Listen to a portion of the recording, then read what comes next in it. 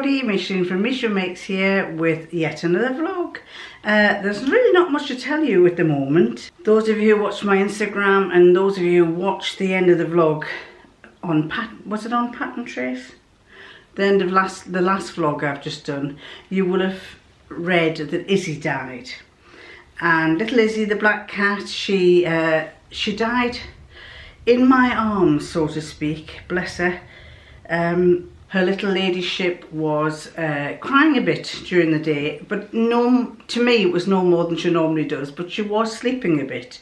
And I did think it was rather strange. I said, oh, she's slept a lot since we've come back from our holidays. And that afternoon she jumped onto the table, which she doesn't always do. She jumped on the table and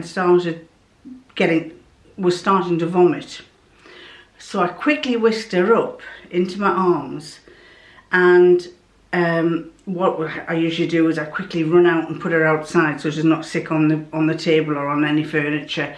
I try to grab a hold of her and just put her outside, and the door was open, so I didn't have any inconvenience of opening or closing or anything. And I whisked her up, and I actually put her down on the floor on the inside of the room and of the house, and normally she runs out, and she didn't.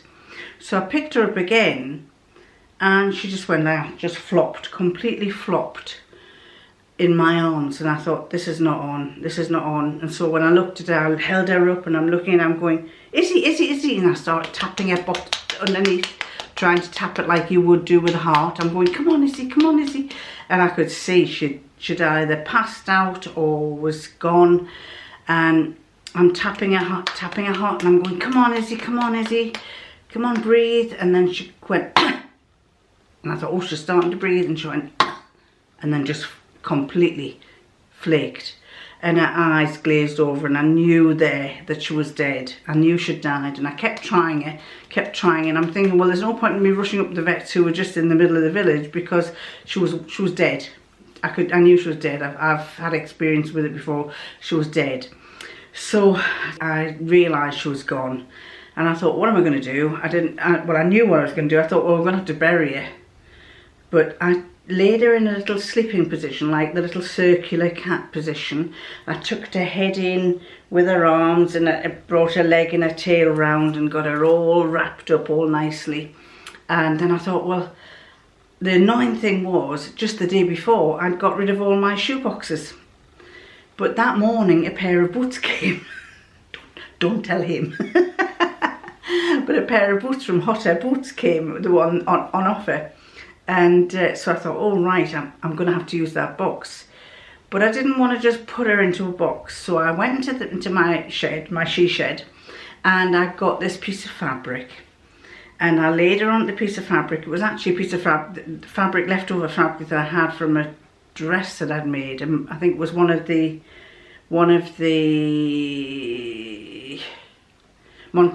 style out Montana dresses that I'd made. And it was very colourful, very bright. And I thought, and I'd made it into a square. I'd hemmed it all the way around, made it into a square. And I thought, I'm going to use that. So I put her onto the square, curled in that lovely, lovely sleeping position. And then I tied it up like a Dick Whittington knot, two opposites and two opposites. And then I didn't know what to do with her, and I thought, oh golly, do I bring her in the house? Do I leave her out the house? So I thought, right, I'll leave her out the house, but I left her on top of the table outside till his lordship came home. And then we decided to get the box and put her in the box. And we left the box on a little table, another table outside. And it was a bitterly cold night that night, and of course her body would have frozen. So the next morning we rang up the pet crematorium nearby and asked if we could bring her up to get cremated, and they said yes, bring her up. So we took her up, and poor Izzy was cremated. Now with the other ladyship, she knew there was something wrong. She knew there was something wrong, because when I carried Izzy out into the garden and I'm tapping her, the other little Bella, the white one, the deaf white one, came out, and she was sniffing where Izzy had been sick on the floor, and you could see she could sense there was something wrong. And then after Izzy was cremated, for the next few days, she wandered around. She just wandered around aimlessly, as if she going outside and looking, as if she's looking to see where Izzy is, because Izzy often spent a lot of time outside, and Izzy hasn't been coming in, obviously. But I can tell that Bella knows there's a problem, and so I've been giving her lots and lots of hugs and kisses, and making a fuss of her. And actually, it's funny because every now and again I try to pick her up, and she's not happy about being picked up. But I'm finding that more and more I pick her up, the more and more she's kind of giving in and thinking, oh, this is quite nice being picked up. So I mean, in her latter years, she's about 15 or 16, so she might, I think, well, actually, she might take to being lifted up a little bit. Probably not completely, but she does like being lifted now and again. We rang his lordship's son to tell him immediately that Izzy had died, and he was upset, but he said, well, you know, he said she's had a good innings. He said, well, worked it out that she must have been about 15 or 16, which is not old by cat standards these days, but she'd had a good innings. And I think we decided that, well, he told us that the white one, Bella, I used to call them the black one, the white one. I always felt that Izzy should be Bella and Bella should be Izzy. The names didn't match them. So I always think that Bella should be an Izzy and Izzy should have been a Bella. So anyway, he reckons that she's about a year or a year and a half younger than Izzy was.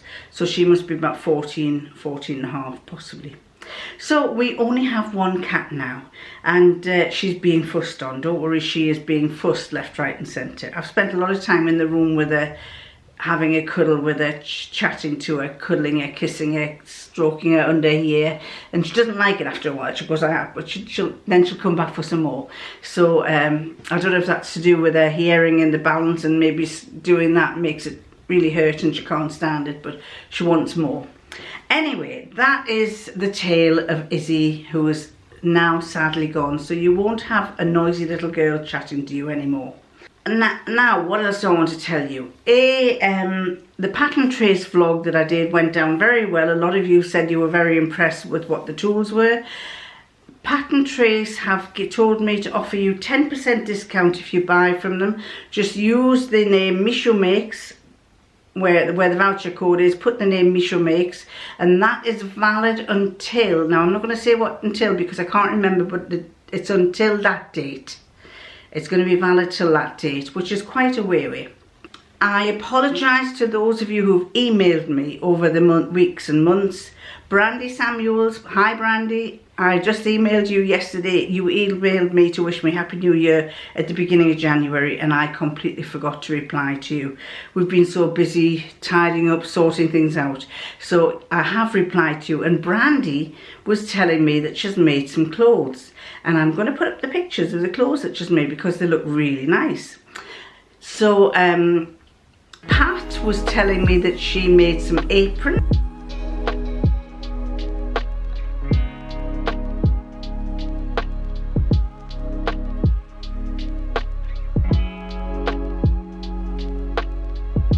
For her, I think it was your grandson Pat in America, who writes to me regularly. She had made some aprons. I think it was her grandson and his girlfriend were coming to visit her, and she wanted to make some aprons for them for when they're cooking. She made them. I don't think you sent a picture of them. I'm not sure. I'll have a look again, and if you have, I'll put a picture up there. And Hazel, do you remember Hazel wasn't well? Well, Hazel's emailed me with her left hand, because her right hand can't do anything, to tell me that she's been to the doctor, she's been to the hospital. She appears to have ripped her tendons off her arm, her muscle tendons off her shoulder, and she says they're all just sagging down here. So this is major surgery. She thought it might have been keyhole surgery. It's going to be major surgery. I don't know how long she'll be off, not being able to use this arm. It's her right arm, and she's got to have them.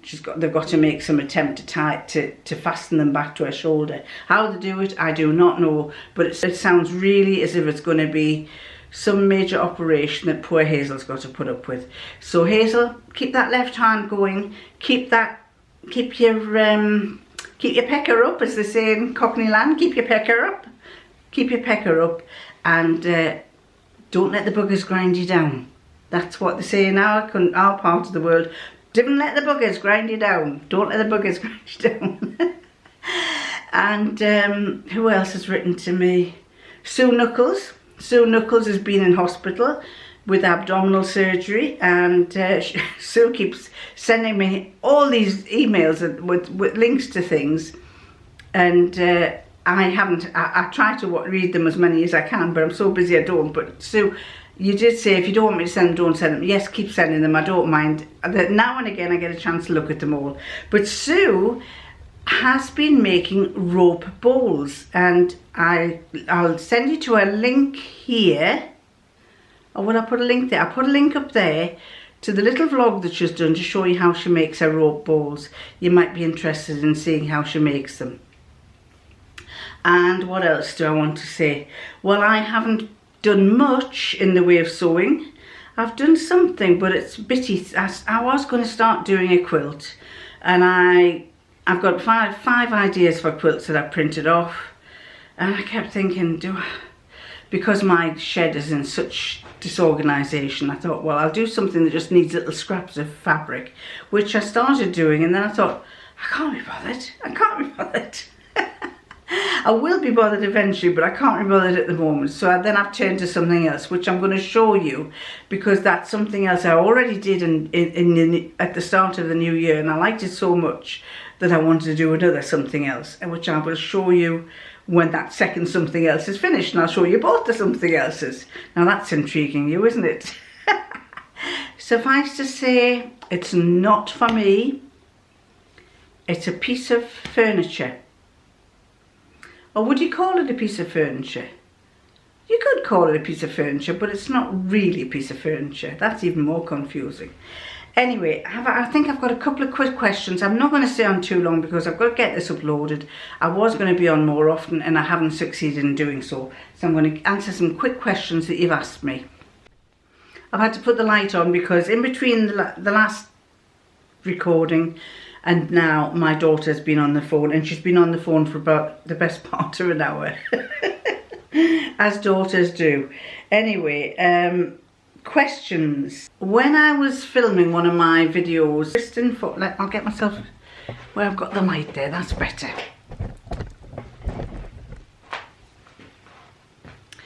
When I was recording, I can't remember which one it was, but I was recording it from my she shed, my fortress of solitude, I had some curtains on the side, and Kristen Ford said, I love the fabric for your curtains, please tell me about them. Well, the fabric for the curtains is some fabric that I bought on eBay. I think it's actually wedding fabric. It's got embroidery down it. I'll put some pictures up here of it so you can see what it looks like. It's an embroidered fabric, and it's like a net fabric. It wasn't very wide, so what I did was I split it down the middle because I had little panels, and I put a panel there and a couple of panels elsewhere.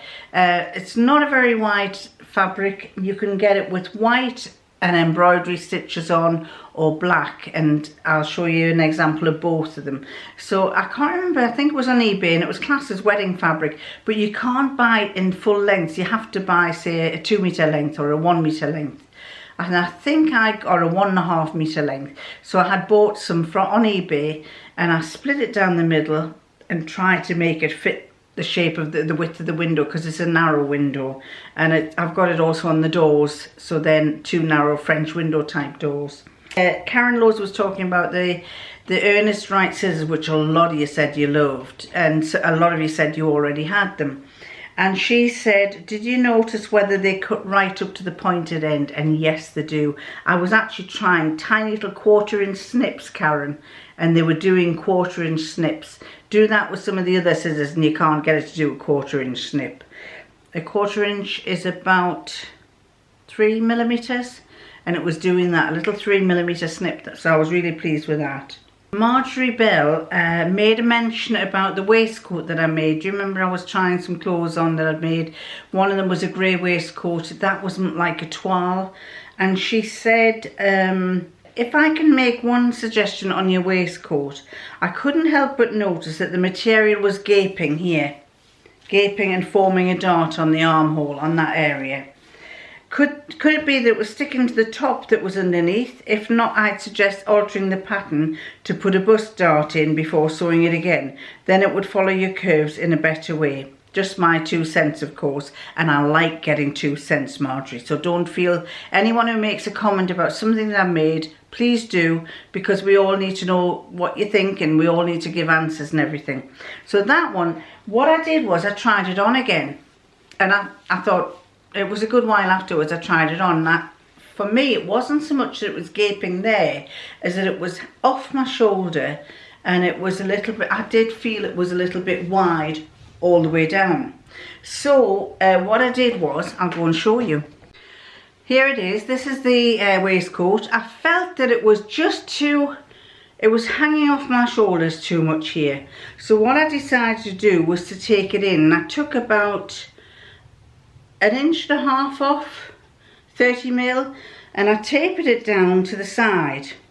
And then I figured what I'm going to do is I'm going to take it in a bit more at the side, down the side seam. And that made a big difference. Now the other thing was, I didn't like the pattern. It's nothing wrong with the pattern, it was simply that I wasn't keen on the way that I had finished off the seam. So what I did, I wasn't keen on the finish here, so I've put a little embroidery tape there. Can you see? I'll show you what it looks like. It's like some embroidery, little tape that I had, like a tape, and I put that there, and I felt it just made it look a bit better. Now I can't see a blooming thing because I haven't got my glasses on. Hang on. Put my glasses on so I can see what I'm telling you. Still not great, but anyway, I wasn't so keen on this seam here, so I figured if I put a bit of tape over it, it might look a bit better. And I took it in down the side here. I took it in just from here to about this side seam. I still have the split at the side, but I just thought that might make it lie a bit better. The thing was, because it was all totally grey, not flattering, so this just kind of adds a little touch of colour to it, and actually it ties in nicely with what I'm wearing at the moment. And the only thing I wish I had was pockets. I could do with some pockets, but I suppose I could put my hands in my other pockets there, couldn't I? I could do that with what I'm wearing here at the moment. I do like this pattern. This is the Carl, as I said, and often you ask me, do you have to make much adjustments? The only adjustments I have to make is generally on my shoulders, because I have a short shoulder there. Never used to, but I'm finding because my bust is big, it's making my shoulder look a bit off. Although I may be shrinking, because I remember thinking my mother looked like her shoulders were going in a bit. So anyway, I have to take it in there, and often I have to take it in at least from about the side to the waist, and sometimes I add a bit more at the bottom just because I like a slight flare. So this is the colour as I was telling you. I liked it. I think I'll make a black one. I'll do something similar in black. Very flattering. The seam at the back is there, goes across there, and as I say, you've got the seam here that has this ribbon there. I wasn't sure if I should have a little button there, but it hangs quite nicely there, so I might just leave it as it is. So yes, you were right, it was a bit baggy, and I have since taken it in, and I'll do the same again. But like I was saying about that pattern trace book, I ought to make notes on it somewhere to say what I've done to the pattern, where I've adjusted it, because the next time I do it, I'll probably do this. If I don't, especially as you get older, you don't remember what you've said, and I might just start forgetting what I've done before. This coat I much prefer now. It's shorter. Let me drop that down so you can see. It's much shorter. I don't feel like it's a dressing gown. I can wear it to go out. I'm not wearing the right colour top here. I can wear it to go out, and it is much nicer without these flat pockets here. The only thing I find is it's got the pockets in the seams here, which are quite nice, but I sometimes feel like it could do with pockets there. But that's being a bit finicky. But yes, I much prefer this. Those of you who don't know, this is a bought one. I got it it was reduced from quite a bit to a lot less. and I wouldn't have paid what they asked me for in the first place. It had pockets here which were misaligned. They were in the right place, but the pattern was, one had a line there and one had a line there. It didn't look right. I've taken them off. The fabric is a jersey. It's a fur on one side and jersey on the other. Can you see the fur on that? That's the fur on that side, and it's jersey on this side. And the knit is that way. The knit is from side to side. It does pill an awful lot though, which I find quite annoying. But other than that, I do like it. As ever, I've got to turn the sleeves up. I don't like long sleeves. I have to turn the sleeves up. But his lordship liked it when it was long, but when I cut it and I showed him it, he says, I think that's even better. So I preferred the short one, and I quite fancy making something similar in a colour that would go with other colours, because obviously this doesn't know, the orange doesn't always team with other colours. So I shall be making another one, something similar. Anyway, I'm going to stop there because I want to get this uploaded quickly. I said I was going to do a lot of vlogs, and I've been very lazy last week, probably because Izzy died and probably because I kind of wasn't in the mood. So I haven't done any vlogs, so I've got a lot of catching up to do. So I'm going to love you, I'm going to leave you, and I'll catch you next time.